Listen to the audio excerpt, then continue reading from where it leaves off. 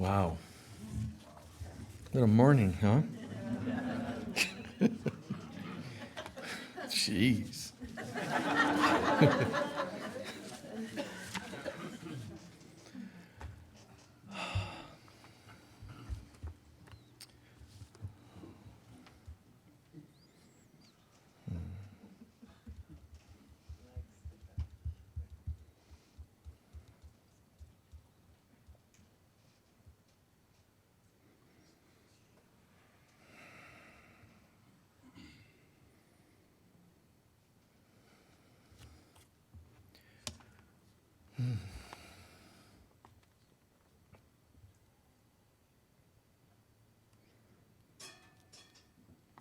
In the mornings, we usually ask what you'd like me to talk about. But I think it's just already coming through. So apply whatever we talk about to whatever is on your mind. I'll let you do the work part of it.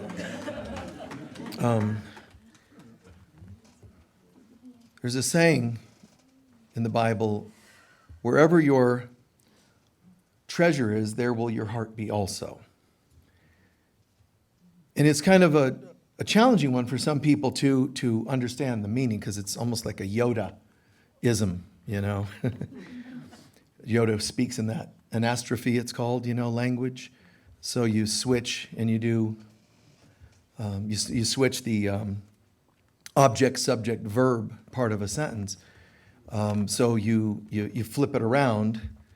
So you might say, tired you are, you flip things around. And that's actually, it's interesting because we think that Hebrew is written backwards, but it's actually human beings that are backwards. It's true. Those languages, the right brain should come first. And writing right to left should be first. And the sentence structure. Yoda using that, of course, and some parts of the Bible and other mystery teachings, deeper teachings. And there's a reason for that, because it flies in under the radar. By flipping words around, your brain can't just go, whatever, blah, blah, blah. It has to go, wait, what? What was just said? So it's a way to kind of trick the mind. Because the ego, when it's in charge, it wants to classify, categorize everything the way it wants so that it can lock things in for your own ego meaning. When something throws it in, like flips it, the ego has to say, wait a second, I was gone for a minute, because it usually checks out. It just leaves you on automatic screwed up, automatic pilot, but automatic, And so it just runs people that are not awake. It just runs them in this trance. That's what the ego does. Keeps everybody in a trance, and as long as nobody's thinking, clearly, then it doesn't really have to work so hard. But what happens is when we start to go, wait, there's got to be another way of dealing with this. Wait, there must be some hope for me.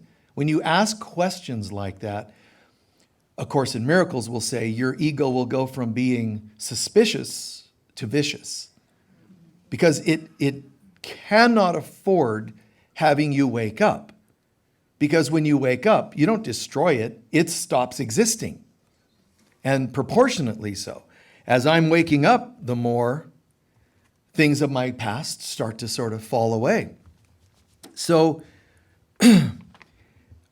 this concept, wherever your treasure is, there will your heart be also.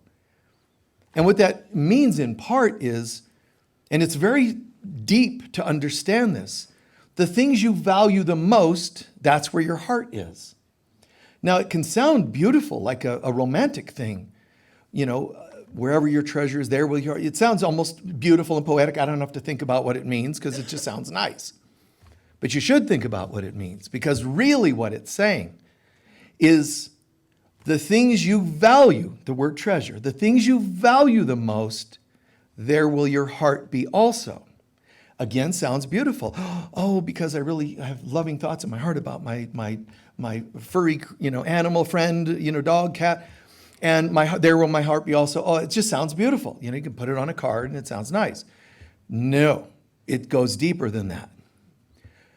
The things you value, whatever you most want to see unconsciously though, Whether you consciously or unconsciously want something in your life, there will your heart be also means we will also discover the source of that thing in your life that you value. Whatever you value came from your heart and soul. Not just there will your heart be also. It means we will catch your heart in the act. Whatever you have going on in your life comes from your most dominant thoughts and beliefs that you hold where? Here. So if the things in my life are rooted in here, look at what you treasure, there will your heart be also. Meaning the source of whatever's going on in your life is right here. Some of us go, God, that sounds beautiful. Until you find out it means your ex, the job you lost, the friends who threw you under the bus. Well, wait, you said the things I value. I don't value those. That's why it gets weird. Because taking responsibility is in the top 3 things that most determine how spiritual you are. Now, sleeping humans, they don't believe, they think everything's happenstance and we're just victims. And you're allowed to be one of those. Waking humans start to go, I don't know, man, maybe that's not the way it is. Maybe we're not victims. Awake humans are like, there's no other option. This is all coming from here. What I see and experience in the world comes from here. But today's concept, this quote that's popping in my head, there will your heart be also, is telling us you actually have value put in it. When you lost your job, it didn't originate outside. It originated in your heart and soul. But this quote says, where your treasure is, will your heart be.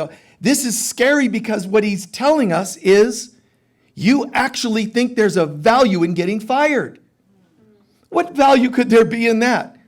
Because it proves that you're right, that you're not worth anything. Oh, yeah, right? Can I hear an amen? Yes, Jesus. Okay, so it gets really, now please bear with me. Okay, you created this after all. So bear with me. I don't think this is easy stuff for any of us. There are moments we all slip into, I'm a victim. I mean, it's just easy to do. The 3D world is designed to make there always be other people that either are the source of your love, oh, I can't wait to meet them, which doesn't arrive, and if it does, they die or leave. And that's why Buddha says the world is suffering. No matter, even if you manifest something you want, it can't last forever, so you're going to end up upset. So he's like, so don't bother. I mean, you can't find that in a book of quotes by Buddha, but trust me, it's what he's saying. Why bother? Okay, the world is a place of suffering. But then he says, but there's a solution. Look at your attachments. Oh, he means money? No, he means the people that you have a value, a treasure. You have an investment in them being something for you that they can't be, or being the cause of your problems. Everybody's up creek. They're either the one that caused your problems or the ones that didn't give you the solutions the way you wanted them. You know that, what? We should have talked about this on Valentine's Day. Really blow everybody's day, right? But honestly, when people say, oh, I'm so spiritual, don't tell me how spiritual you are. Just show me how much you take responsibility. Now, responsibility doesn't mean you walk around going, I just can't believe everything's my fault. It's raining today, and Michael said it's my fault. I'm not saying that, although I am. It's true that we are personally and collectively creating everything. And when you lose the job, it's your boss, it's coincidence, or it's the astrological alignments today, or it's always something. And I understand your pain, because if it weren't those things, then it's you. And that feels like a heavy burden to take on. But God is saying to us, you're living in this delusion that there's others and that it's everybody else, everything else. And you know what? How could you not live in terror if everything's out to get you? If you believe, even if you think sometimes people cause your problems, or sometimes people do not step up to be your solutions, even if that's only sometimes, how do you know which times it is?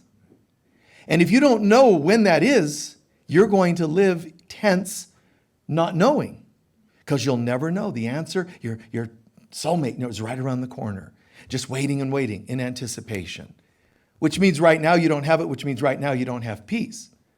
And if I don't have peace right now, how can I create peace for tomorrow? If today is creating tomorrow, and today I'm not doing well, how could you possibly expect your mate, soulmate, spiritual mate, is going to be your solution? You have to find peace now to see peace tomorrow. And if I find peace now, I can also download it to the past.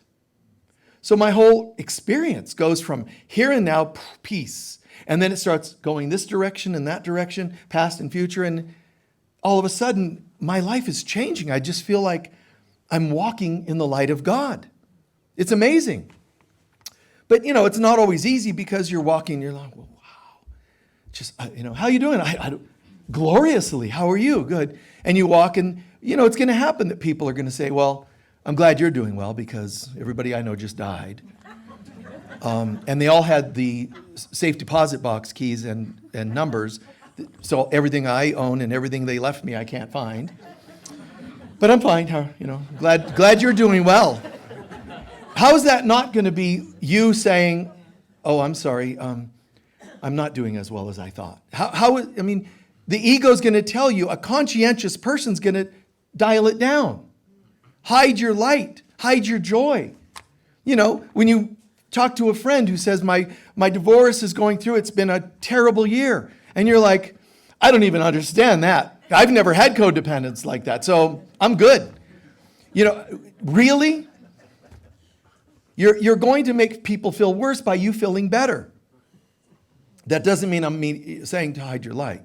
I'm saying it's about tactfulness. Flying in under the radar, dropping seeds of light and being there with them. And if they cry, be there with them at that level. Really, that's, you've heard me say this many times, but that's all about bridging.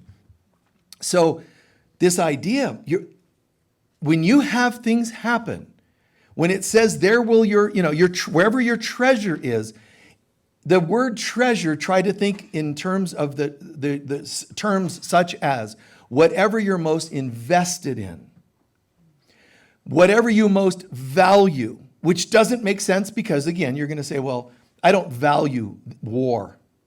So then why are we co-creating war? And I'm telling you, it's hard to understand it. Some part of us actually has to believe there's a value in it or it cannot happen. Okay? Which brings us to another popular saying. And, we think, I'll believe that when I see it. You've heard of that one. I'll believe that when I see it. Sounds like a steady, simple, oh yeah, sarcastic, oh yeah, I'll believe that when I see it.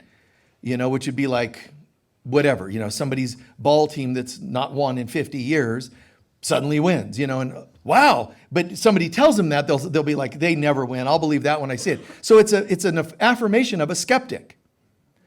But the truth sentence is flipped, just like language is written backwards that are actually right. You'll see it when you believe it. But the ego world will say, no, because I believe that I'm going to win the lottery right now. Where is it? There's no manifested check. So the world will always try to prove the truth of God incorrect. So we walk around, I'll believe that when I see it. If you had God standing at your side, Jesus standing at your side, or whatever, some being of that light, and you said, hey, God, Abraham, when his wife overhears, Abraham, you're going to have a child soon, and it'll be at this point. And his wife started laughing at the message from God.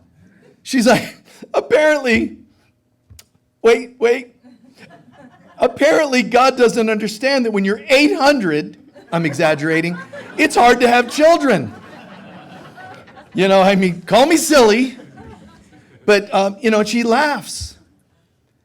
And again, God is always trying to download love and peace and joy and oneness and abundance to us in every form.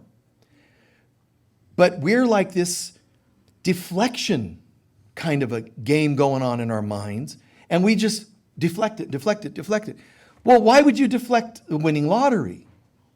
And that gets really tricky, because who in their right mind would deflect romance? I would like a better relationship. I want a new job. I would like to win the lottery, whatever. So we can say that. And if we're reasonably good, decent, or healthy kinds of people, that'll be easy to manifest, seemingly easy to manifest. You think. So we say, okay, I'm ready. I'm ready for a relationship, God. I'm ready for a new job, God, whatever, you're looking for. The problem is there's parts of us that are conflicted with that idea. I mean, it's strange. But some of us have done things like, I'd like to create a new relationship. But you don't, because there's a part of us that doesn't believe we're lovable, thinks we're separate from God, undeserving. Some of us are so specific about why we don't manifest that new relationship, and it could be thoughts like, no, because I want my ex to see what they've done to me. I'm alone and sad. I'm going to take videos of me and my 8 cats and just sitting on a rocking chair. I would have had a life had you not deserted me. And A Course in Miracles talks about this. You'll hold up a picture to the rest of the world with your face wet with the tears of injustices that have been done to you. And that's very gruesome if you think about it. Why would we want war? I can tell you a good reason. Why do we want, we have nothing to do with it because it's somewhere else. There's always wars or whatever, right? So there's some war going on. Has nothing to do with us. Yes, it does. How are we participating in co-creating a war? And I don't mean the politics and the money going on behind it. I'm saying there's a part of us that says collectively around the planet, a bunch of us goes, hey, I have an idea. Anybody else living over here? Let's go ahead and vote subconsciously that a war take place over there. Why? Because we don't want it here. Yeah, honestly. Somebody will walk in sick, and there's a part of us that's grateful that it's them and not us. It's gruesome if you really try to get down to how this works. And that's why we learn to affirm things like, I want nothing for you but God. I want nothing for you but love. And that's not always easy. The ex that's like, sending you photos and videos back with the Ferrari. It's only a 2-seater, but he's got somehow 3 young girls in it, and hey, and you're, meow, meow. I'll feed you soon, honey, but mommy doesn't have any money for cat food, and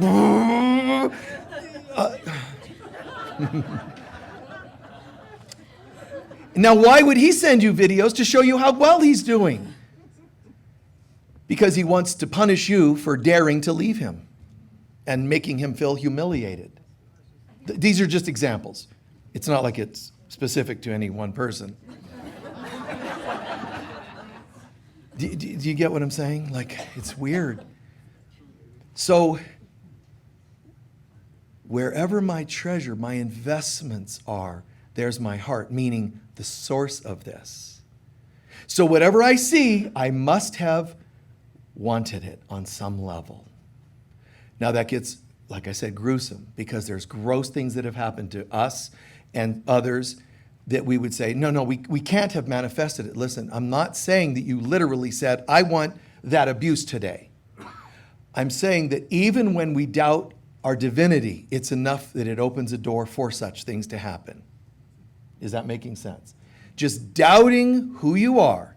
As soon as you doubt who you are, which is about every second of every day, as soon as you doubt who you are, you alter what will come to you. I am as God created me. I will to be the Christ on earth. That brings some kinds of experiences. The opposite would bring the opposite. It's just that simple. Doubting who I am. So I could say, But why would I have a value in this? Or I'm trying to create a new job and it's not happening. The number of things we do to sabotage it could come from soul contracts, guys. Why isn't my new job happening? Because I could have a soul contract from 5 lifetimes ago that says I don't deserve. You see? You could have, astrological configurations. And part of us, we believe in these things. Where are your beliefs stored? In your heart. So if you want to know why you have things going on, it's not just good things or bad things either. Because the good or the bad things that are happening are things we actually value. We actually think there's a value in someone leaving us not getting the job. This is a lot, I know, for us to accept, but it's how it works. And if you don't want to believe me, we're back to the topic of responsibility. So you can sit here and say, this guy's a total jerk. I don't mind, because that's just you not wanting to hear this. And that too shall pass. The day will come. You can't enter recovery. You can't go to a 12-step group and go, hi, I'm here, and they say, hi, nice to see you. Yes, and I'm not an alcoholic. But everybody makes me into one. And because of my mother, and then because of my genetics, and they're not usually going to go, oh, well, you just changed the whole program for all of us. We should just sit around and make lists of who to blame. You can't. They're going to say, no, listen, what in you is happening? What's happening here inside of you? Because they're trying to get you to look at the roots of the manifestations. And there's funny things we do, and there's tragic things we do. It's kind of funny thing the other day. Like you folks know, most of you know that I'm not, into foods like veggies and all that much. I've never done that. Well, I never did that. But I have a big, beautiful vegetable garden because I love color. So I've got all these things growing, and I don't know what they are, but there's, beautiful colors, amazing, and I also love scent. And some of them have scent, and I'm like, I can just put up a hammock right there and just sleep if I wanted to. I love the garden, but I just don't eat anything out of it. Well, so somebody was saying, you could eat that, this thing and that thing. No. And it's been years. I mean, we had a retreat center all through the 2000s, and beautiful, giant garden. I don't know, it might have been the size of this room, but it was a beautiful garden. People would tend to it. People would pick from it and feed people that are coming for retreats, but I never ate anything out of it. However, the other day I'm like, you know what, Michael? Yes, Michael. Let's try something new. They said you could eat these. They're just onion type of sprouts. I'm like, well, I don't know what that's going to be like. So I take these 2 stalks, and I'm like, and I really liked that. Oh, that's a nice scent. And it's just juice is pouring out of it. I'm like, wow, this is really, wow. And I'm like, that's not bad. And then all of a sudden this fire shot through my face. This is less than a week ago. This fire shot through my face. And you know what I start thinking immediately? So when they find the body, that's what I'm thinking. Should I just lie back and hold a chamomile if I know what it looks like, or some sort of lily or something. I mean, I'm thinking I just probably ate something that's, poisonous. Now, on a subconscious level, you know what this is? Me saying, I told you, don't eat vegetables. Do you see? And you'll do this with, I want a new relationship. You try one, and the person's just not very kind, and then you do that. Self-fulfilling prophecy, it's called. I knew I should never, ever trust any human being. And you got 8 cats. These are self-fulfilling prophecies. You know what? I'm going to write a song. I'm feeling it from God. I'm feeling it from Spirit. I write this song because there's a contest going on and $1 million to the winner. I wrote it and I didn't win. I knew I was asking too much. God, I thought you were there. And see what I'm doing? All these things are just to verify our undeservability. However, It's very important because we're going to get heartbroken when this happens. Where will your heart be also? So if I'm invested in something going my way, that means I'm invested in my heart and soul. Heart and soul, not just financial, lower chakras, not just humanly, emotionally. It's mind, body, soul. I'm invested in this going right. And we set ourselves up, obviously, because it's going to crash in some way, shape, or form, most likely, because things end on this planet. So we say, well, I decided to have faith and get spiritual, and I put it out there that my life's going to improve. But I don't see the results of my prayer. I prayed 2 days in a row. I fasted for 24 hours. I went to a group of people, and they all put their hands on me and said, yes, you'll win the lottery. And it just didn't happen. And I need to tell you, it almost never will the way you think. And that adds more heartbreak. So using that, I just mentioned garden, you can plant something. That doesn't mean it starts sprouting today, does it? Almost never. What if you're really hungry? Oh, that'll help. No, you don't understand plants. I'm really hungry. There's not even buds yet. You being hungry does not make your garden bloom. Right?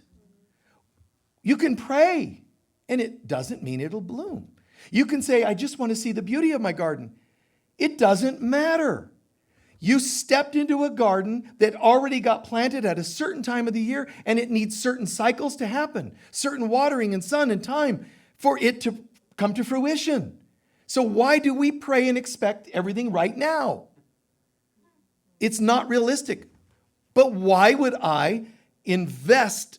Why would my treasure be, meaning my investment, my hopes and dreams, be in a garden that I just planted and expect to sprout now? It isn't the fault of the plants. It's not like this is evil asparagus. I didn't plant it until today. I decided to change my life today. And it's just going to likely happen that means there are some old things that have to pass away, such as the stuff that comes up inside of me when I don't see the fruit right now. I want the relationship now. And it should be happening now. My astrologer said, the first week of this month, greatest fortune I've ever had in terms of partnership. And it's not happening. Be careful. You're invested in that. And that's rooted in your heart and soul. So there's a part of us that says, I want that new relationship, but what we don't know is all these other weird filters. I don't deserve. It's not time. Well, all kinds of things you wouldn't expect. But one of them, using the cat lady example, she might be able to create a relationship. The doors might be open. It's like the cycles might be turning and it reaches its zenith and it's like, any moment now, here comes a relationship. She could actually go, what if they don't like cats? And sabotage the whole thing. Do you get what I said there? You could. You could be like, I'm open and I want to meet somebody who's like me and obsessive about diet and health. Then you meet some guy and he's perfect in so many ways, but he's like, you see him at McDonald's. A burger, whatever they call it, those Mac things. So he's eating a Mack truck or whatever they're called, right? And you just sit there going, I should have known. You made me think you were a healthy vegetarian, but no. You could. And this is what we're doing all day long. And then we dare to look to the heavens. Why, God? And God's like, come on. I have had nothing to do with any of this. As I see you, whole and perfect. You don't know that. You think you're incomplete. You think you're flawed. And therefore, because that's your beliefs, which are the roots, that's the fruit that comes forth. When I heal this enough, I start seeing changes. Now, people into things like power of thinking, law of attraction, they're going to say, no. You just have to think long enough and hard enough on something and you manifest it. There's a term for that in psychology. It's called obsessing. Think about it. The people, no, just think about it long and hard enough. Okay, no. Yeah, you're mine. You're mine. This is called black magic, by the way. When you're trying to manipulate people to marry you, you're mine. You just don't know it yet. I'm your life mate, and we go back. We lived in Afghanistan or South America. We go way back, and you're mine. And I know you're married, but get over that. I'm here. I'm waiting. That's obsessing. So it's kind of funny because it's an unhealthy psychological attribute to do the things they're telling you to do to get what you want. You don't need any of that. You're mine. You don't need that. What you need is a change in your heart, which is kind of interesting because some part of everybody knows, I know what Michael's up to. He's telling us that change your heart and the rest doesn't matter. No. I want that person. See what's happening? You're invested in getting them, that one, when you want them, how you want them. If it doesn't happen, heaven help the person that looks like they're keeping that back. Because rage is going to come forward. Romance sounds kind of nice and all that, and it can be if it's an extension of already being plugged in to who you are. But when it comes from neediness, it can try to look sweet for a minute or two. Really, and we're really connecting, and I've just sent your vibrations are really compatible to mine, and all this other, Whole Foods conversations stuff. And whatever you talk about at those places. So there's all this really cool dialogue, which you're really saying deep inside, not consciously. Unconsciously, there's a part of you that's saying, listen, I feel separate.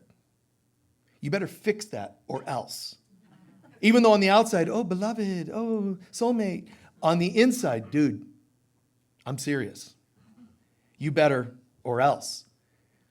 And that's why A Course in Miracles can be a turnoff to some people because it's so blunt about this, that you want to almost destroy those who don't play the game.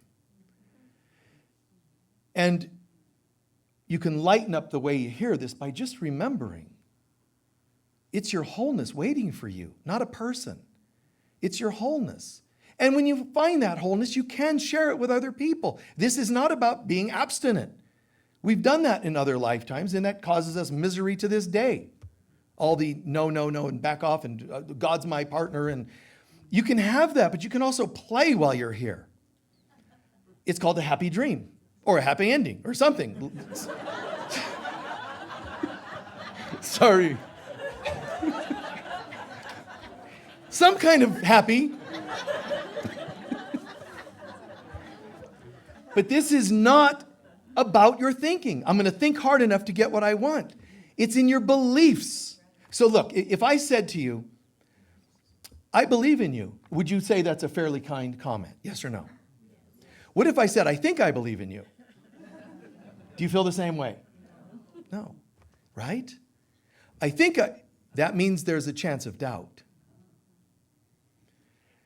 Believing means I'm wholeheartedly in this. The bad news is we have beliefs we know not of. And that's why step work, tracking, and other forms of looking inside, hypnotherapy, etc., to find these roots that you did or did not know were there, because they're undermining your life. Your beliefs are undermining your life, which is why I say you need soul-level healing, because these things are rooted in your soul here. Not your divine spirit self up here. Your soul, the believer here. So I need to get my beliefs to be wholehearted. So if I say, all I want is greater income, and I not only believe I deserve it, I believe I'm going to get it, and all my thoughts and everything else, lower center, line up with it, yes, then you're going to get it. I've shared this story several times, but Edgar Cayce, an incredible clairvoyant, the greatest the planet's seen, and there was a point where they were asking him, can you tell us where to drill for oil to hit oil? Now, he wasn't into doing material things like that. However, it was going to help fund, they were going to give him a cut for funding a hospital where he could do direct work to heal people, which is fantastic. So his intentions were really beautiful, sublime. But not everybody in this group of people wanted to be philanthropic. Some were there for what? money. Prestige, fame, success, et cetera, et cetera, et cetera. Deep down, some of them may have had failed, ventures in the past, which means this one would prove that, psychologically they're not a failure. I mean, you have investments. You follow? So they ask Edgar Cayce, well, okay, where do we drill? 18 feet to the right of where you're at now. Okay, they move, no oil. Keep going, no oil. You're almost there, keep going. They run out of money, they all hate each other, everybody's upset, and they don't strike oil. So they ask him, why didn't we strike? He said, because each of you wants something different. Now, all these new agers, they were penduluming, over, they were dousing over it. The oil's there. They're visualizing, they're lighting green and gold candles at home. We're going to be wealthy, and all this wonderful, great visualization, new age stuff. But they didn't find the oil. They sold the well. Somebody else bought it and struck it immediately. And you know who struck it and why? Somebody that wanted nothing but money. And we might say, well, I don't want to be like them. Now you just sabotaged your own income because you don't want to be like those greedy people. Forget your judgments of greed. Listen, here's the amazing thing. The lesson I just told you, the amazing story, the miracle, is not about somebody who was crawling, on their hands and knees to hope for a job, and and then suddenly somebody picked them up in their car and handed them $1 million. This isn't a miracle story, but it is. It's just not the one we're used to hearing. The miracle in this, the lesson in this, is to not be divided. Divided we fall. When you want something truly, desire it, truly, but not just on a desire level. You have to also believe that it's right for you. And the problem is, they're drilling for oil. Some of those people, including Cayce himself, they were undermining the project because deep down they've heard money leads to greed. Greed leads to this and that, right? So these programs, you and I have to step up and go, now wait a second. I'm not going to allow something my grandmother told me 50 years ago to screw up my life today. If you don't have babies, you're not a complete woman. Oh my God, now, like 80 years later, you're still waiting because I'm not a complete woman. I guess I have to come back in another life to be Listen, she lied to you. She only said it because she's messed up. She needs to go to the other side. They need to find her a family that won't listen to her so she finally learns to stop saying stupid things. That's as profound as I'm going to get today. So, but seriously, say no. Stop believing in these things. I mean, am I wrong to say that? Inaccurate to say that? No. We have the right. Don't hate the people that fed you those lies. Don't hate them. Forgive them. They know not what they do. Your mother who says, you're not a complete woman. Your grandmother, you're not a complete woman unless they're off their rocker. They're just wrong. But also, if you divorce, you're going to hell. If you eat fish on the wrong day of the week, that religion will say, it's a sin. And then they change their mind. Now I don't get it. Which one do I believe? Well, we, through council and votes, decided it's now okay. How do I know you won't change your mind the next day? I want a God that is, and it always is, consistent, true, loving, peaceful, joyous.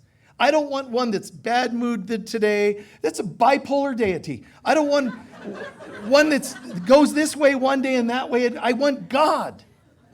And I want to feel the presence of God. And anytime I start to buy into, well, I could be a great person, but I'm wrong. I went over here instead of here. But that can't be God's voice, say to yourself. If I die without being married, I'm an old maid. Listen, where did you get that? Who decides these things? I think the word old maid I've only ever heard on Beverly Hillbillies. It's a black and white show from 50 years ago. I think it's funny at times, but that's not what I take as my truth. Otherwise, I would be walking around talking like Jethro. That's not my gospel. My gospel is deservability. My gospel is I can even be a man named Jed, who's a poor mountaineer, barely kept his family fed. And then one day, when I'm just shooting at some crude up from the ground, food up from the ground comes bubbling crude. That's a miracle. That's me. That's what I want from that show. Yeah, wow. Some of you are looking at your partners going, see what you brought me to, man? You have to believe it to see it. Some part of you, even when you were thrown under the bus, abused, neglected, cheated on, please be patient with this concept. Some part of you had to have believed it was in the realm of okay. Don't take it on as a guilt and shame. That ruins the lesson. Then how can we do this? How could it have been true without it becoming guilt and shame? It's very simple. Because I don't know. I don't have to know what lifetime I did something to bring this about. And it may not have been another lifetime. It could have just been a general belief I don't deserve goodness. Like something could be trying to change. Your angels could be coming to you saying, sweetheart, we'd like to bring you this here. And you could be like a sibling in a family. And they brought you this incredible relationship. But you could be nothing to do with sabotaging that. Listen how this can work. You might just go, but my sister tends towards depression and she hasn't had a partnership. Subconsciously, I could feel guilty about having a better life and making her left out. So out of my desire to be kind to her, I might not get my good. I've done that myself, just consciously though. That's the weird part. When you see these things, it's even weirder. But one time when I was a kid, I was getting interviewed by this school principal to be an assistant teacher. And she's going, so do you have education? No. Do you know how to type? No. Do you know how to work Xerox machines? No. I can't even spell Xerox. So I'm like, it's not adding up. And she goes, this is the weirdest interview I've ever had. She goes, there are school teachers out of work that are fighting for this job as an assistant. And I'm wanting to give you the job for some reason. Now, I had a new baby. I was married, and I absolutely needed the money. Moved to a new location, and we didn't have anything. But I got this job, and you know what I did? I said, give it to somebody else. Yeah. Because I felt there's somebody who, first of all, more qualified, but I always felt this way. If my father, one time he brought something home and it was really cool, I wanted it, my brother wanted it. What I said to my brother was, if you want that more than I do, you can have it. I've always felt like if something is more important to someone else, I kind of let it go. That's always the way I discerned things. Somebody could like something in my house, and say, oh, I really love that statue or whatever. If they love it more than I do, I'm like, okay, take it. That's how I feel. That's what I do often. Do you remember that happening, Roger? Yes, I do. Yeah, a friend. Yeah, good memory. See? We were talking about it this morning in the car on the way out. I promise you. What are the odds? What are the odds of that? But this is, when you live plugged in, man, there is no thing called synchronicity. That's what it was called when you weren't in it all the time. Now it's just, I don't know. It becomes like confusing, like bizarre, because everything's so plugged in. On the way here, he's talking about this story that I've not mentioned, I have a witness here. Yeah? He brought a friend from out of the country, brought a friend to visit that somebody I met before, and the guy wanted to say hello. They came to my house, we walked around, and there was this one thing out of the things I have that I collected over all my touring years. Oh my God, I love that. I said, take it.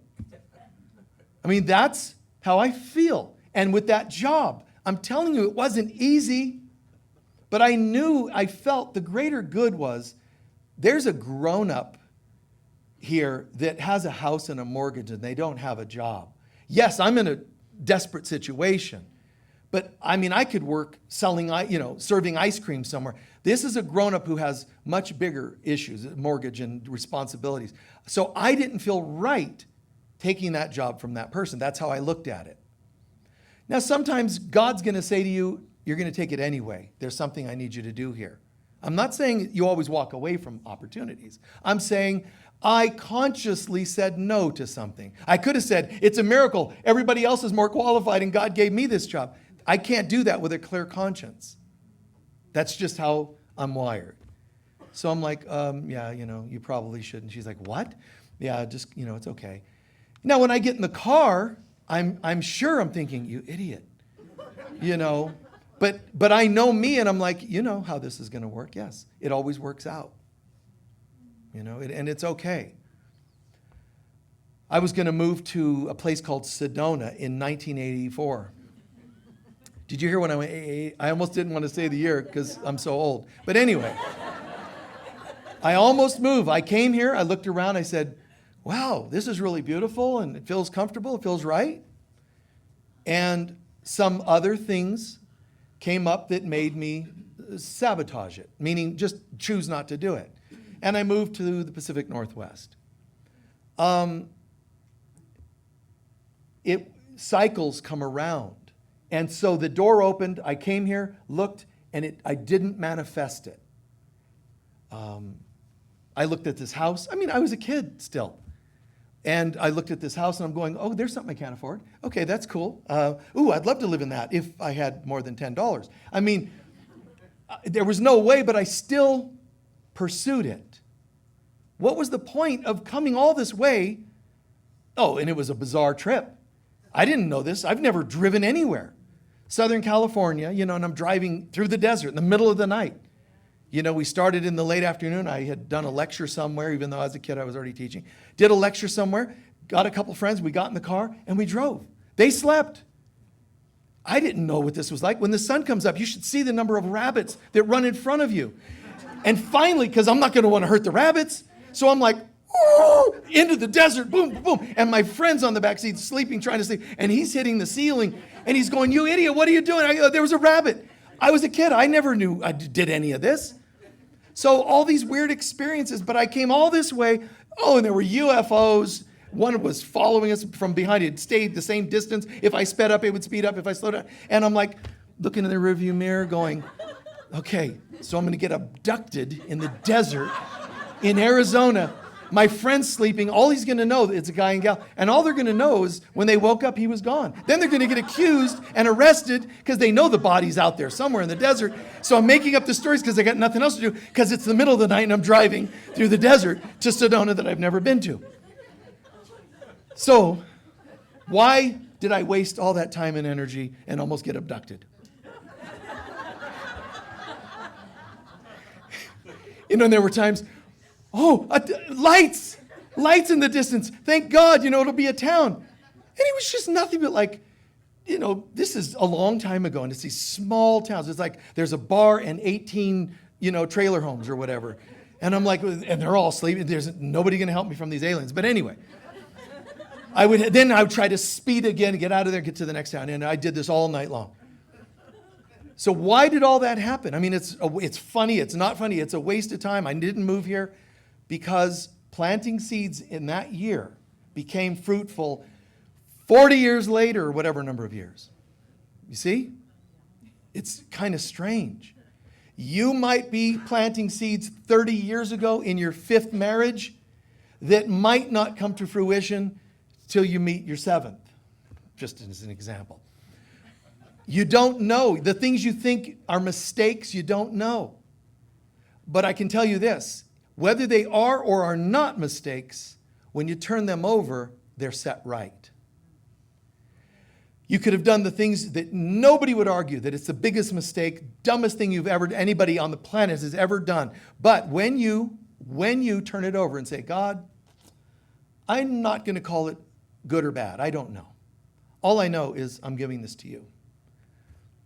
That marriage, that job, that decision, my life, whatever, I'm just turning it over to you. That's part of what the definition of being born again is. The old me that thought this and that and what was my right decisions, wrong decisions. A Course in Miracles explains the things that you think were your greatest setbacks were some of your greatest achievements, such as saying no to that relationship. I'm a failure. Now I don't have a relationship. And on the inside, on a soul level, and with your angels, everybody's partying going, thank God. Thank God you got rid of them. Dump the chump. You go, like it's okay. That's their affirmation from the heavens. It's okay. Other times, as it says in the chorus, some of your greatest achievements, I beat that person out of that job, are your greatest setbacks. When you allowed ego and fear to slip in there and manipulate the mind and think, this, this and one of the greatest affirmations is I don't know. And people don't use it often enough. I don't know doesn't mean scratch the head, I'm really lost. It means, show me, yeah. I don't know, show me. I mean, I think this is, a great relationship. This is a great job. I think, but I don't know. You show me. When we do that, man, things are stripped away where light can come pouring in. Good that we didn't imagine could come our way starts coming our way.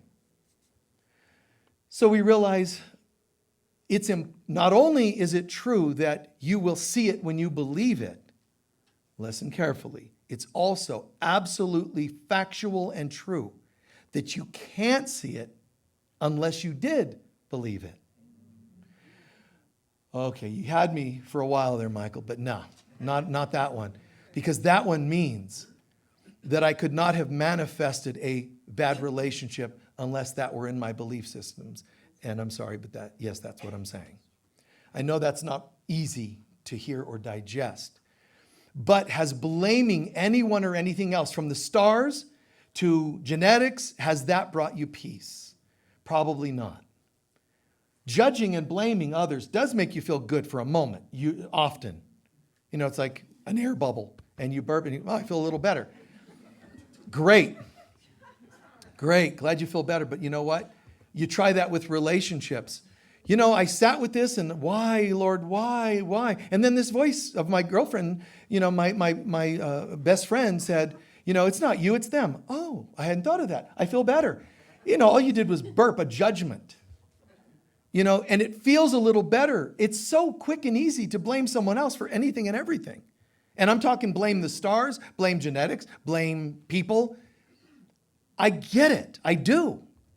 It's easier to judge because now, look how quick, all I had to do was go them, and I feel better. But now, what you've done is you'll take the judgment of them, let's say it's a male, men, the judgment isn't just the judgment now. You know what you're going to do? You're going to have a conclusion. You're going to have a summary. Not only was it him and not me, it's men. They just can't be trusted. You know what's going to happen now? Your soul's going to go, and so it is. And now it has to bring 5 more of them. Because, and they're justified. Your soul is justified. Your angels, they're all sitting around talking about this. They're justified. Do you know how they're justified? To bring you 5 of what you didn't like with you when you had 1? Because they go, well, maybe they'll get it if there's 5. If 1 can slip under the radar and they don't get it, give them 5. The more dramatic, maybe they'll get it. And again, on some level, I'm thinking, you know what? Listen, because when you get to the other side and they say, it's in your file, you're like, I know, I should have got it. They're going to say, beloved, would it help if we turned up the flame a little and made sure 5 of them? Yeah, I deserve that, don't I? Yeah. I didn't get it. Silly me. So you're making a contract to have 5 of them. Now you get here, of course, amnesia sets in. You get birthed in and back to duality where you blame. It's got to be them, duality. I'm over here, you're over there. It must have been your fault. So we're not getting it still. And then you die, you get to the other side. Oh, God, do I have to say it? 10. Give me 10 of them. I have an idea. Make 5 of them have the same name, and I won't be able to miss it. God.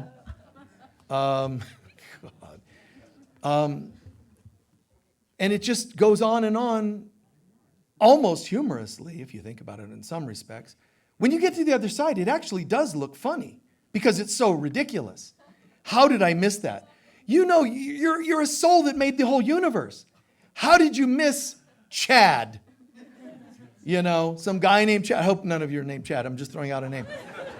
How did you miss Chad? You know, who's, there's a lot of signs that that's not a safe person. And, you know, you're like, I didn't realize, blah, blah, blah, blah, blah. And, you know, so you make contracts. And your other side, now you're in this lifetime, why can't I have a partner? And there's all these contracts and agreements. Do not let this slip by me this time. Don't send me any relationships until I really have it together. And they're like, okay, till you have it together. Yes, till I have it. You know that could take a while. Yes. So you'll be 83 when, according to your records, when you're going to be kind of like, you got it together. And you're saying, I don't care because I'm so devoted to my spiritual path. Then you come here, and from the time you're 20 till 83, all you do is complain about not having a partner. And again, we set these things in motion, guys. And it's okay. I'll close with this idea. It's okay. It's totally fine. In God, there's no time, there's no contract, there's no karma, there's no planetary whatevers.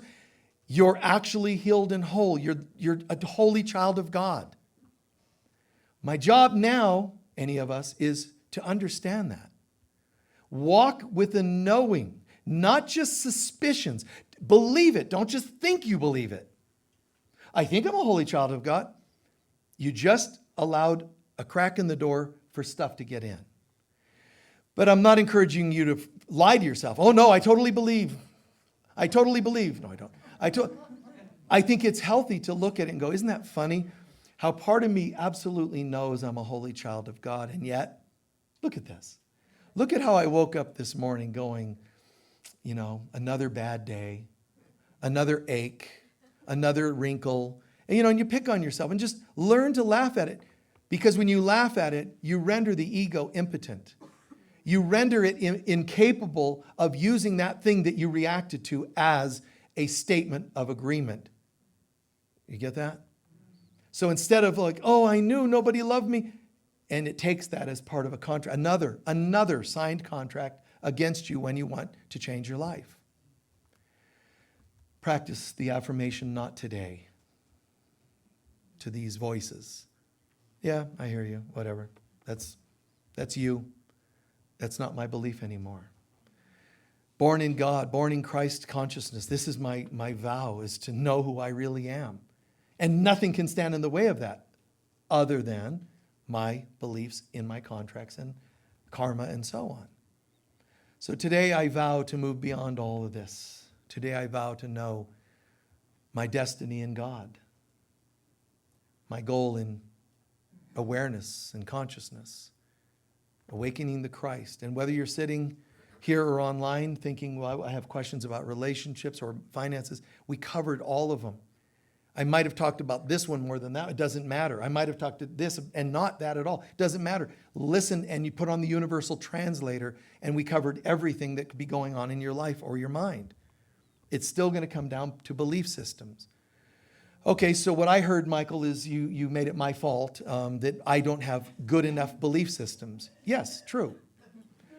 But it's not a fault. It's a mistake. All of us believed in these things at one time or another, some days more than others. Our job is to learn to see through them. That voice cannot be the voice of God. Any voice that says to you, you do not deserve, you can't have, it can't be the voice of God that says, you are my beloved child in whom I am well pleased. I am the king of the universe, and you are a prince or princess. All that I am as king, I give to you. Now, how could you lack anything? I'm giving you a charge card, and there's no limit on it. Put everything in my charge. Put everything in my hands, and I'll take care of you. The statement, vengeance is mine, says the Lord. Use anything. Prosperity is mine, says the Lord. Love is mine. Forgiveness is mine. Vengeance is mine. Turn everything over to God, and only good can come from it. Vengeance is mine doesn't mean, let me know who you're mad at, and I'm going to go thump them. You know? What it means is, honey, so hurt, so hurt. I can hear it, I can feel it. This is what it means. Vengeance is mine. Honey, so much. Talk to me about it. Put that on the altar to me. Trust me to take care of it. Not Guido. Hey, I'll take care of that. You just tell me who it is. Who's been bugging you, man? It's God. And God will say, I will transform it. I'm going to teach you how to feel my presence. Yeah, but I wanted revenge. Give it to me. And that's why when we give things to God, we don't get what we want, how we want it, when we want it. The best part of you, it's not just the saboteur. The best part of you is sometimes the thing that's behind delays to your miracles. How could that be? Because sometimes when you say, I want revenge, God says, what you really want is peace. Okay, fine, give me peace, but I want revenge. And God will say, so the peace you're asking for is going to take 10 years to come to you. You know why? Because you still want revenge, and it's going to take me 10 years to get you to let that go. Boom. There was this wow for a moment there, right? It's like, it all makes sense. Please take a few centering breaths.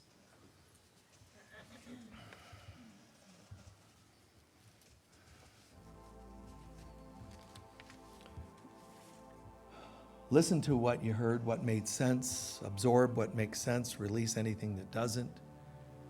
Please make sure you don't take on any concepts of heaviness, guilt, shame, blame. It's not it at all. But there does have to be a moment of somewhere, on some level, I must have believed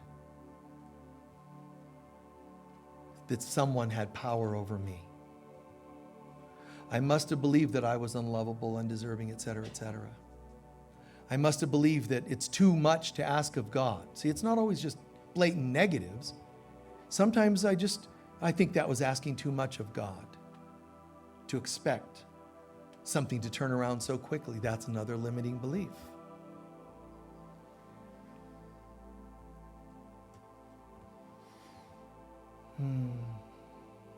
It's all in my heart. It's all in my beliefs.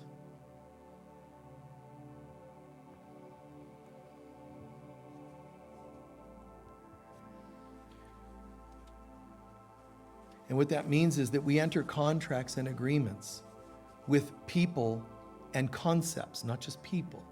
We even enter contracts with concepts, undeserving or patterns, belief systems. And all of these things are just nuts. But it's amazing to imagine that we're told when you allow these things to have power over you, to hurt you, to limit you, this is called having false gods. Why would we call shame a god? Why would we call addiction a god? Because on some level, I value that thing. Unconscious investments. In 12 steps, you might hear somebody say, and what did you get from that? What were you getting? Well, nothing. Wait, breathe. Just try and relax and try it out. What were you getting from that? So everybody for a moment, try this. Think of any negative, any block. Haven't been getting a relationship that you want. Haven't been able to heal your animal that's ill. You can't find a house. You can't afford a house. Cars clunking. Whatever it is that's not getting fixed right away. Try this on for size. I recognize this is happening. In your mind, just name it. Don't minimize it. Don't deny. Just, okay, there it is. I recognize this is happening. My car's doing this, my job's that, etc. Just name it. But try this. Use your imagination and be spontaneous. If there were any reason whatsoever that I am consciously or unconsciously contributing to this thing being the way it is, what might it be? What am I gaining from the car not working? What am I gaining from not getting the job? Where am I invested? If you're really honest, you'll be able to come up with an answer. If you don't have an answer, yes, it's possible that you're the only person on the planet that doesn't have any connection to their problems. But it's just not likely. Somewhere, there's something going on. Sometimes not being healthy helps people feel sorry for you. Sometimes addiction means I have friends. At least I know I have friends because we party together. That might be it. I don't want to give up partying because then I'll be alone. Look for these things. Try them out.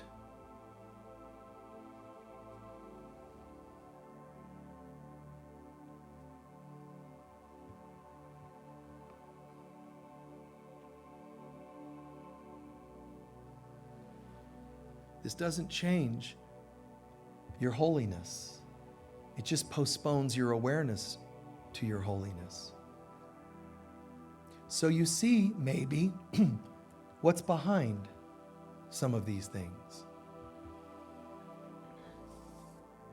What would be the worst case scenario if we waved a wand and you were healed or that issue was gone? What would be the worst thing that could happen? Well, my friends would be gone.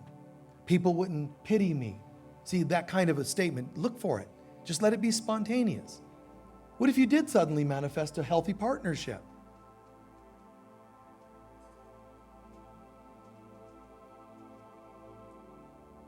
Look honestly at these things.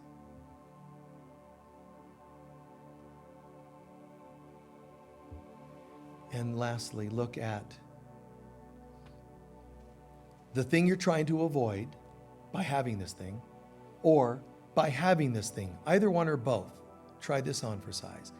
This was my attempt to accomplish something, such as to have friends, to get pity, whatever. This was my attempt to gain something. And it didn't work. It could never work. Say that to yourself. I was mistaken to think that I needed this to gain such and such. Man does not live by bread alone means I do not live. I do not thrive by things like this. Negative beliefs and statements. This is not where my life comes from.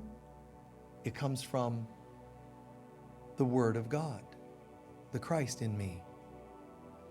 Only remembering who I am can give me what I thought I was going to get from others. The pity I wanted, I don't need because of who I am. All of a sudden I realize partnership is easy. And the quicker, easier way to get it is the least healthy. I'm fine having it manifest to match where I'm at in my healthiness. And if that means one date with a person, that's great. Keep it healthy. If it means 3 years dating, great, keep it healthy. My healthiness comes first. My wholeness comes first. I'm choosing things in my life that reflect who I really am, not reflecting who I'm not. Not reflecting my emptiness, but my wholeness, completeness.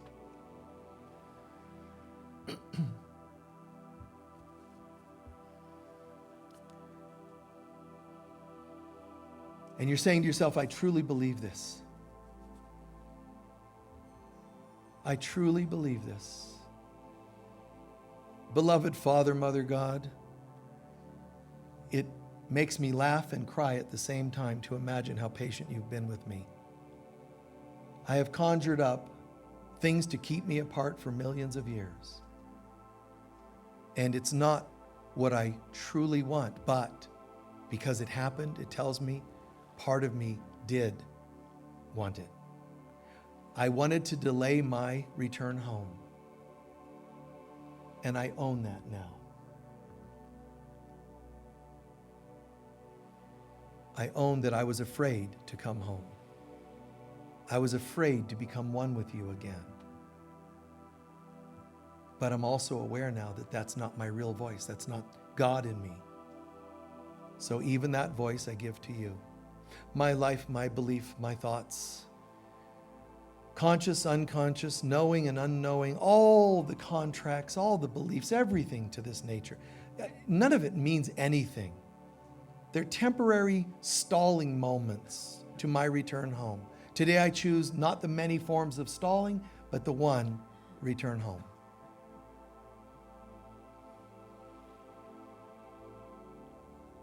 Thank you, thank you, thank you. And so it is.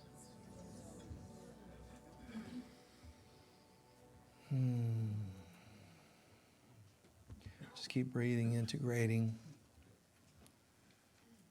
Remember, turning our lives around, those who think it's a thinking, you just positive thinking, listen, that's called mechanics, which is not bad. Watch your thoughts. Don't let yourself think negatives. That's mechanical. You know what's organic to make this happen? Love and forgiveness of God, yourself, and others. That's the organic way to turn all this around. The people getting up are getting baskets so that they can do a collection, but just wait a sec. I don't like us to go straight from, the meditation to that, and other things, so I try to give it a minute. Let us integrate. Can anyone share what they learned or heard today that made the most sense, whether it's the meditation or whatever else? Anybody? Yep. What is it? God's listening. One thing I just really, I am Christ. I really have to say that, and I teach other people this all the time, and I give them out all the time, the soul level healing process. If every single person always did that, it would be such a better world. Practicing soul level healing. Healing beliefs. Healing beliefs, exactly. Core beliefs about ourselves. Anyone else? Not today.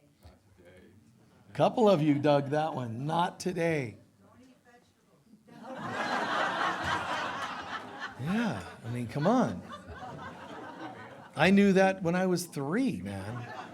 Why is it taking everybody so long to realize it? Don't eat vegetables. I'm sure they're good for somebody. Anyone else? Yes. I loved all your references to cat women. All the references to the cat lady, yeah. God knows where these things come from, man. Please be as generous as you can be. We'll take up our collection. The bags are for your love offerings and donations. The wicker baskets are for any extra donations, people that we help of lesser means.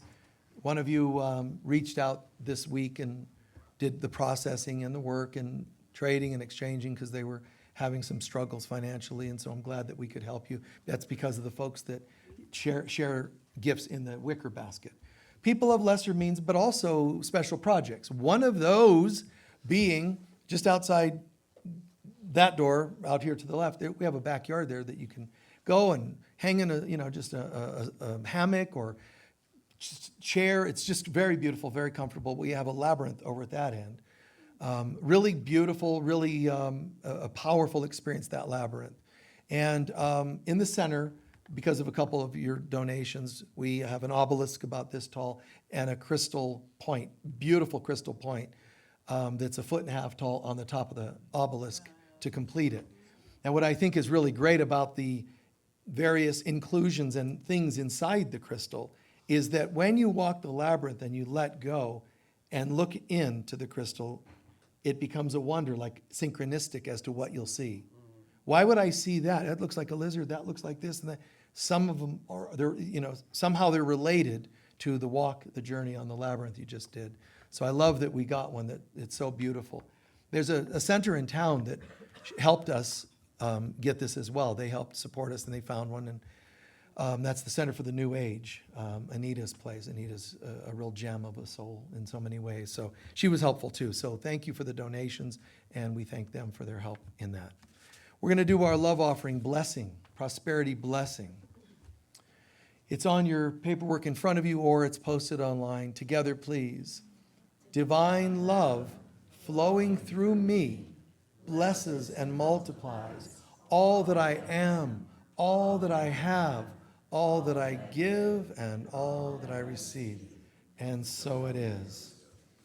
Yeah, and one of the other great things you heard, like Roger sharing, that he was just talking about this thing that happened, I think it's like 8 or 10 years ago, I can't remember.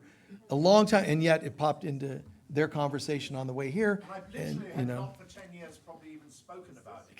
On the, a 10-minute journey here. We talked about it. I can't remember in what context. Yeah. It's exactly that. isn't that amazing? So the synchronicities, we call them that, but it's the connectedness of all things. Synchronicities are just the moments we see the connectedness, but the connectedness is always there.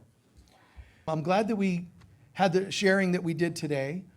Our opening prayer felt really phenomenal, but also the topics that you didn't ask that we addressed anyway. I'm glad. Did that work for you? Yeah. So sometimes it's all going to be covered anyway.